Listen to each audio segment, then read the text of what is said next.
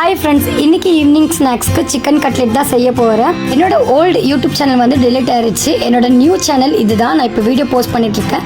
இது ஒன்றுமே ஃபேக் இல்லை, நான் தான் இதில் போஸ்ட் பண்ணிட்டு இருக்கேன். நேம் எதுவுமே சேஞ்ச் பண்ணல. அது வந்து ஷபானா விளாக், இதில் ஷபானா விளாக் எஸ் தான் ஆட் பண்ணியிருக்கேன். கண்டிப்பாக அந்த சேனலுக்கு எந்த லவ் அண்ட் சப்போர்ட் கொடுத்தீங்களோ அதே லவ் அண்ட் சப்போர்ட் இந்த சேனலுக்கு கொடுங்க.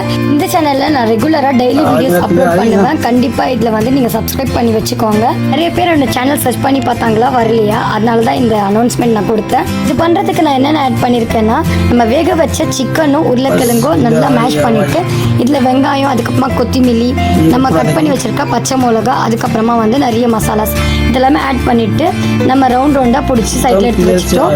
இப்போ முட்டை வந்து ஒரு நல்லா பீட் பண்ணிவிட்டு நல்லா அரைச்சிட்டேன். அதில் வந்து டிப் பண்ணிவிட்டு முட்டையிலையும் டிப் பண்ணி நல்லா ஃப்ரை பண்ணி விட்டோம்னா சூப்பரான சிக்கன் கட்லெட் ரெடி. நீங்களும் இதை வீட்டில் ட்ரை பண்ணி பாருங்கள்.